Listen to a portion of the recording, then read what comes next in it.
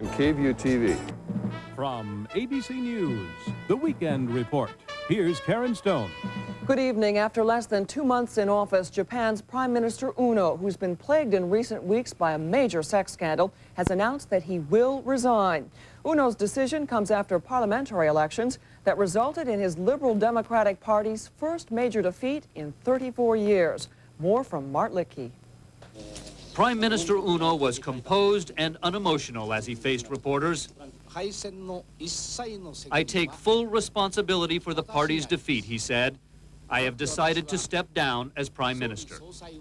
Uno had little choice after the dramatic election results. Opposition parties led by the Japan Socialists and a large number of women had stripped the Liberal Democrats of their majority in the upper house of Parliament for the first time ever. Japanese voters had turned out in heavier than usual numbers, many voting not so much for the opposition, but against the ruling party, which has been plagued by bribery and sex scandals. Voters were also furious with a new nationwide sales tax. The head of the Socialist Party says she'll now introduce legislation to abolish the tax. The opposition is also demanding new elections for the more powerful lower house of Parliament. The Liberal Democrats still hold a majority in that house, and therefore they keep their hold on government. But party leaders know they'll have to alter policies and improve their image soon if they hope to survive what many here are calling a fresh new era in Japanese politics. Mark Litkey, ABC News, Tokyo. Coming up, the latest on suspected Soviet spy Felix Bloch. But first, a look at tomorrow's weather.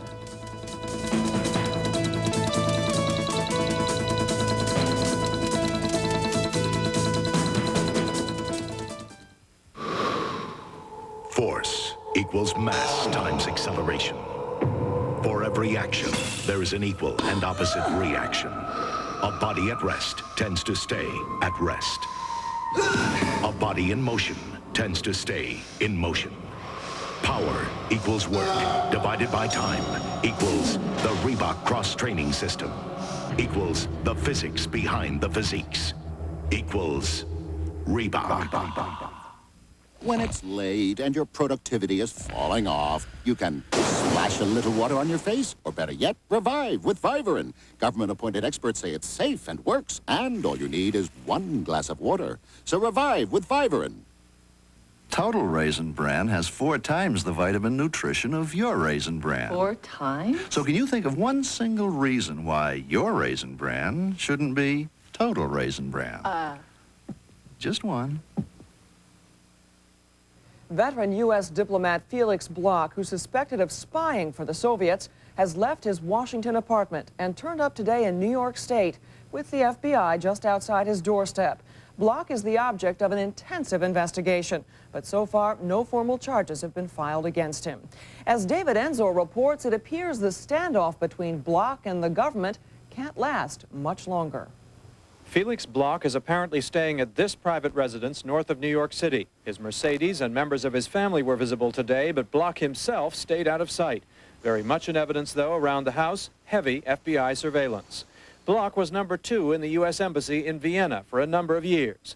While Defense Secretary Dick Cheney declined comment on the case today, Senator Sam Nunn said that if the government becomes convinced Bloch was a spy, it must act swiftly and firmly. You have to deal with it in a very severe fashion in terms of punishment and also in terms of quickly finding out what the damage was and limiting further damage. For the moment, it appears Bloch and the U.S. authorities may be trying to wear each other down.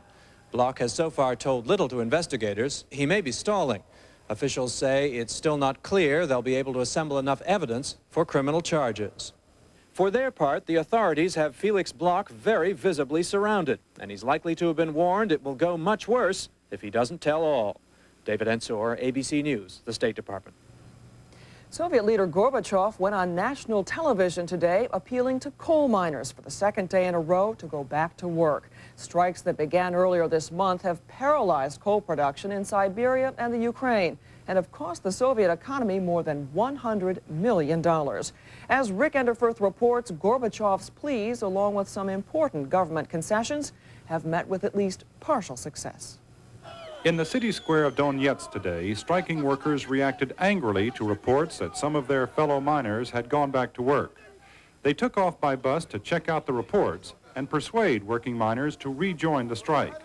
Quit working, they shouted at the first person they saw. But this mine is already back in operation. Coal was pouring into rail cars, and the mine's first shift of the day, more than 600 men, was coming off work. Our complaints have already been resolved, says this miner, and we're counting on Gorbachev to keep his promises. But the debate between strikers and non-strikers at this mine continues, and it's argued with passion. They've given us what we want, says this worker, and indeed most of the miners' demands, including higher pay and better working conditions, have been met. But that isn't enough for this striker. They still haven't given us concrete numbers or dates, he says. We just don't believe our government. Which is one reason Mikhail Gorbachev addressed the striking Donetsk miners on nationwide television today. He offered his personal assurance that their demands would be satisfied. And although these miners didn't leave the city square today, it appears the Soviet leaders' effort to get Ukrainian miners back to work is beginning to take hold. Rick Indifferth, ABC News in Donetsk. Here at home, several thousand people who live within 25 miles of Freeland, Michigan, had to stay away from their homes for a second day today, as authorities allowed 2 chemical tank cars of a derailed CSX freight train to burn itself out. At least 36 people required hospital treatment for exposure to the toxic fumes from the fire. When we return, sports commentator Ray Gandolf looks at the American golfer who won today's historic British Open.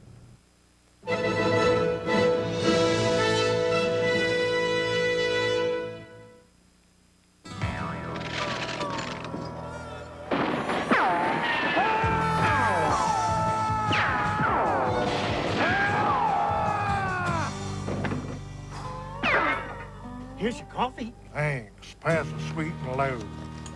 What's this? It's the same thing. It's not. Can't drink my coffee without my sweet and low. Well, what do you want me to do about it? Sweet and low. For millions of people, there's just no equal. What's fair is fair. And frankly, Bryce Pfister is the fairest faucet of them all. Starting with the fabulous finishes they offer outside, right down to the feat of engineering that's inside. The quality is formidable, thanks to a heart of solid brass. And another fine feature is how affordable it is. So find yourself a Price Pfister, the fabulous faucet with a funny name. Monday, our desperate need to clean up the air, and the Bush plan that would have free enterprise do it. Watch Peter Jennings on ABC's World News Tonight, Monday. In Scotland today, American Mark Calcavecchia won the first 3-man playoff in the history of the British Open Golf Championship. Sports commentator Ray Gandolf has the highlights. Ray? Karen, on the drought-stricken links of Royal Troon in Scotland, which look more like a pasture in Wyoming than a golf course by the sea, Mark Calcavecchia broke a 5-year drought by becoming the first American to win the British Open since Tom Watson in 1983. But he had to play overtime to do it. Greg Norman, the great white Australian shark, birdied the first 6 holes today and broke the course record with a 64. That tied him with another Australian, Wayne Grady, and Calcavecchia. So they played 4 extra holes. Grady faded quickly with a bogey on the second extra hole. Norman fell apart on the 4th hole, driving into one excavation, hitting his second shot into another.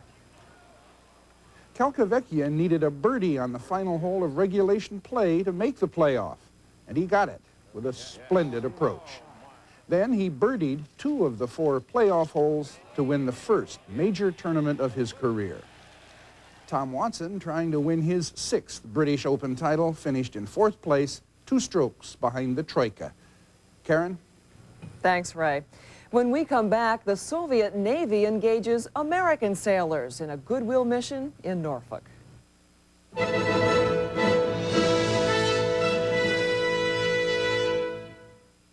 This dry, dull paneling is a good place to do some serious writing about Old English. It moisturizes, helps prevent drying and cracking, and brings hidden beauty to the surface. Old English, oil or aerosol, a more caring approach to wood care. Can Grilling used to be so messy. It was. New Black Flag Dry Flying Insect Killer kills with no mess because it goes on dry. There's nothing like a good, clean kill. Black Flag. For 1989, we've made the Range Rover faster to respond better on the highway, to get you to the bank more quickly, to give Jaguars a run for their money, or simply to get you up to your country home faster.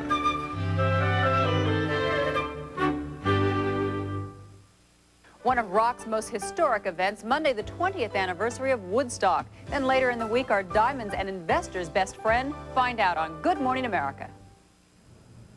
Finally tonight, Glasnost took on a human face this weekend as more than 1,000 Soviet sailors from 3 Russian warships got to take a tour of Norfolk, Virginia. And thousands of Americans discovered that sailors are pretty much the same the world over. Steve Shepard reports. When the Soviet Navy sailed into Norfolk Friday, it was pomp and circumstance all around. There were enough marches played to accommodate the Orange Bowl at halftime, and enough standing at attention to satisfy most sailors for life. There was ceremonial bread breaking and friendly gesturing on both sides.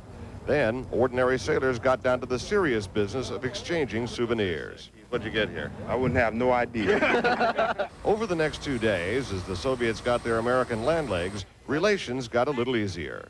Mine's Vanna. Vera. Vienna. Vanna. Vienna. Yeah, Vanna. When they got a chance to visit everyday Americans at a theme park, the Soviet sailors proved excellent ambassadors. They even had some good words for a loop-to-looping roller coaster. Okay. Okay. Very good. And what did they think of American ladies? На девочек смотрели? The compliment was returned. Well, they're a lot cuter than I thought they'd be. At a local mall, the visiting Soviets treated Americans to some zesty Russian dances. In return, the Soviets were exposed to some tasty Big Macs. Today, the Soviets got their turn to play host. When they opened the cruiser Ustinov to public inspection, more than 10,000 Americans showed up to take a first-hand look. They walked up the gangway, tried out some limited Russian, and grabbed every memento available. It went great. I got a couple pictures of them with them and exchanged some pins and said hello and goodbye, and it was very friendly. They're very, very, very nice people. Nothing to be scared of. Few think that this visit means the end of all difficulties between the U.S. and the USSR. But on a personal level, the visit was moving to people from both countries, and most hope it is a sign of better relations to come. Steve Shepard, ABC News, Norfolk, Virginia. That's our report for tonight. Forrest Sawyer will have tomorrow's first news on World News This Morning, followed by Good Morning America. I'm Karen Stone. For all of us here at ABC News, good night. This has been the Weekend Report. The American Agenda, a new way to look at the news with special reports on the environment, health, money, drugs, family, and education. Weekdays on ABC's World News Tonight with Peter Jennings. This has been a presentation of ABC News, where more Americans get their news than from any other source. Sean Penn, Martin Sheen, a daring escape to the free world. Radar on a possible hijack. Feel free! Escape to freedom, Monday. Shopko's making a big point of bringing you the sharpest prices ever during our incredible back-to-school sale. Save on school supplies, fashions, and all those extras that make back-to-school special. 70-sheet notebooks are just 17 cents each. A wide selection of backpacks are 25% off. Save up to $10 on athletic shoes by Nike, Puma, and Huffy. So make your list, check your circular, then hurry to Shopko's back-to-school sale. Say hello to a good part at Shopko. Oh, hi, it's Jay. You know, it seems like anybody with 2 legs and a leotard is doing a workout show, and frankly, I don't see how watching somebody else sweat is going to do anybody any good. But listen, if you do want to do something that's good, do this. Do Doritos Light Tortilla Chips with a third less oil, and that's real good. Now, if you ask me, this is how you exercise in front of the TV. Lift and crunch, and lift and crunch. See, keep the jaw muscle working. That's the key. And with new Doritos Light, you can crunch all you want. We'll make more. In Pendleton, we watch Mission Impossible on KVEW TV.